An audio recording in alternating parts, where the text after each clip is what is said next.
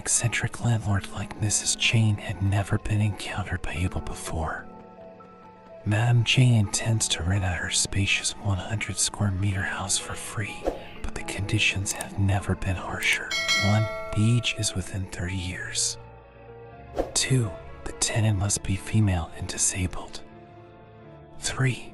No keys may be carried during the rental period. Abel's and Cecily's situation exactly met these conditions, so when he saw this rental advert, a glimmer of hope surged in his heart. He immediately dialed the telephone number on the advertisement and contacted Mrs. Jane. After a brief telephone exchange, they successfully passed the inspection and were granted a year's residency. The house rented out by Mrs. Jane was spacious, airy, and well furnished, with the only drawback being that it was located in an old alley in the middle of nowhere. Mrs. Jane was an eccentric and serious person, and left after showing Abel and Cecily the room in a hurry. Although not being able to get the room key was somewhat of an inconvenience, Abel and Cecily discussed the matter and decided that one person could just stay at home to guard the house. Abel goes to work during the day to support his family, and Cecily is responsible for watching over the house to prevent emergencies. Worried about Cecily's safety, Abel specially instructed her, "Staying at home alone all day, you can't see, so be careful with everything. Don't open the door to anyone knocking on the door other than me." "But how can I tell if it's you or a stranger?" Cecily was a little worried. "I'll knock 3 times, then pause and knock twice more. You have to remember this code word. If it's not this rhythm, you must not open the door." The next day, Abel went to work at the newspaper. Early in the morning, Cecily habitually got up to do her chores. Just as she had just fumbled to wipe the furniture and sat on the sofa to rest, suddenly the sound of a toilet flushing came from the room's toilet. "Who is it?" Cecily was startled, but all that responded to her was a hollow echo.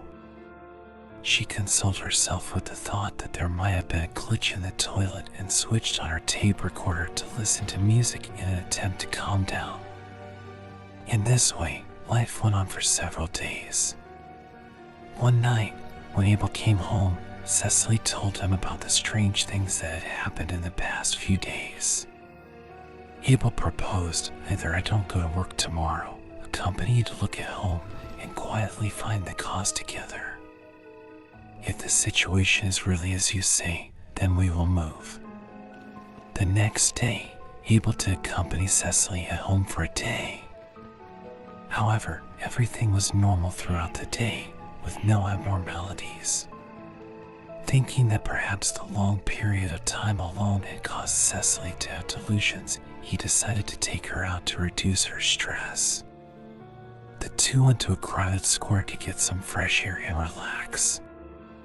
An old man in the square noticed them and suddenly came over and said, "Do you live in that old alleyway? That place is weird." "We do live there. What's wrong?" Abel was suspicious. Something strange happened in that house in the past. "I heard from the old people that the owner of the house and her husband died a few years ago because of a fire. They said that as long as one lives there, strange things will happen." The old man sighed.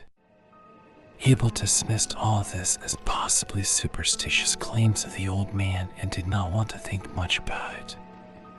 However, when he returned to the door of his home, he found that the door was actually tightly shut, when he clearly remembered that it was open when he left. Abel knocked outside the door with a code word that had never been indicated before, 3 long and 2 short. The door opened and the room was silent but chilly. Abel and Cecily decided to move, as they felt that something was indeed wrong in this room. Early the next morning, Abel goes out to look for a new place to live while Cecily stays at home. Bored at home, Cecily once again switched on the tape recorder, but was surprised to hear a recording that was different from the usual. "If you are hearing my recording in this house, please please believe that you are in a very dangerous situation. Abel is not the person you thought he was." When Cecily heard this, her heart beat wildly and turned vaguely painful. Just then, she suddenly heard familiar footsteps coming from the living room. The door was gently pushed open, and Abel came in, his face grim, but the corners of his mouth carried a hint of an inexplicable smile. "What's wrong, Cecily? Didn't you hear you say we're moving? Aren't you very happy? Why are you so nervous?" Abel asked. Cecily retreated to the table, holding a pair of scissors tightly, her mind in turmoil. "I'm not moving. I won't go with you anymore." "Why? What happened?" Abel approached step by step, trying to grab her. In the extremely tense situation, Cecily swung down the scissors without hesitation. Abel screamed in pain and fell to the ground, no longer moving. Cecily stumbled towards the door, but she bumped into a cold wall. She looked up and saw a pair of cold eyes and a familiar and terrifying face. "You want to run? Your nightmare has just begun."